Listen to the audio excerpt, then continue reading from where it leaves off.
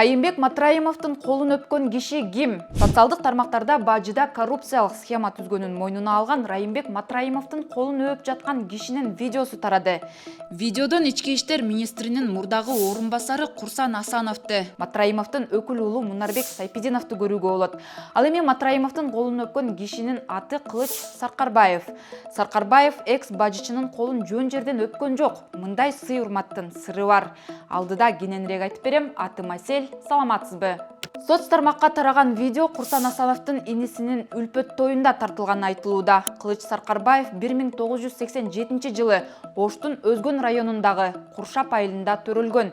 Ал эрежесиз күрөштүн көп жолку чемпиону. Спорттук карьерасын кикбоксчу катары баштап, кийин ММА'де эл аралык турнирлерде жеңип жүргөн. 2015 жылы Саркарбаев Ош шаардык спорт комитетинин жетекчиси болуп дайындалган. Анын эң мыкты жаш жетекчи деген наамы дагы бар. Бирок Саркарбаев кызматтан чуу менен кеткен. 2019 жылдын сентябрында ал спортчу Төлөгөн Рахманберди уулун тапанча менен бутуна атканы маалымдалган.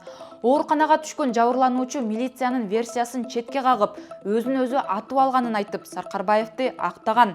Көп өтпөй Рахманберди уулу ошол кездеги президент Сооронбай Жээнбековго кайрылуу жасап, Матраимовдордун кланынан кордук көрүп жатканын билдирген. Ал ооруканада жалган көрсөтмө бергенин айтып, муну Саркарбаев менен Мунарбек Сайпидинов анын башына тапанча такап коркутканы менен түшүндүргөн.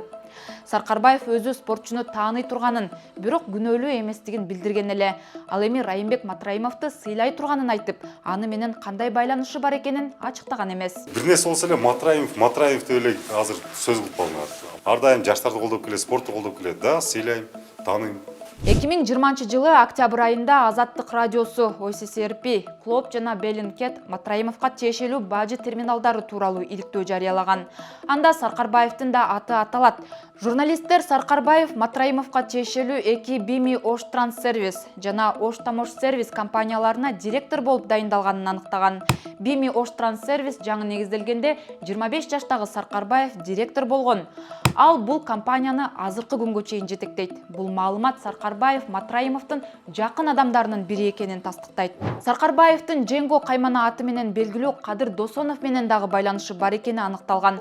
Муну УКМК дагы тастыктап, Саркарбаев УКТнын өкүлдөрү менен көптөгөн криминалдык чыр-чатактарга катышканын билдирген эле. УКМК 2020 жылдын 17 декабрында Кылыч Саркарбаевди жасалма паспорт алууга шектеп кармаган. Ошол кезде иликтөөчү журналист Ыдырыс Исаков Саркарбаев атын, фамилиясын жана туулган күнүн дагы өзгөртүп алганын ачыктаган. Андан сырткары Саркарбаев спорт комитетин жетектеп турганда акчаларды ыйгарып алууга да айыпталган. Кийин 1 миллион сом келтирилген зыянды төлөп берип, үй камагына чыккан. Ош шаардык соту Саркарбаевди документтерди жасалмалоо жана шалакылыктан денеге оор залал келтирүү беренелери боюнча актаган.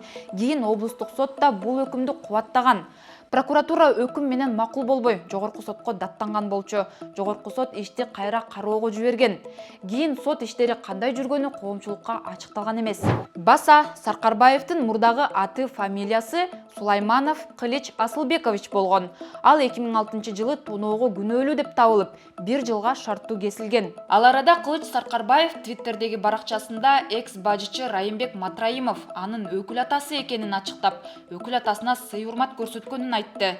Райымбек Матраимов бажыда 10 жылдан ашуун убакыт иштеген. Бул аралыкта ал кытайлык ишкер Хабибулла Абдыкадырдын Көмүскө кланы менен бирге коррупциялык схеманы жолго койгон. Жалпысынан Абдыкадырдын кланы Кыргызстандан кеминде 700 миллион АКШ долларын чыгарып кеткенин журналисттер ачыктаган. Матраимов жана анын туугандары коррупциялык схемалардын арты менен канча акча табышканы эмдигиче так белгилүү эмес. Бирок анын үй бүлөсүнүн күтүүсүз байыганы айдан ачык билинген.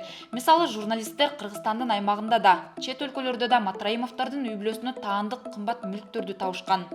Сиздер менен мен Асель Шамилова болдум. Көрүшкөнчө.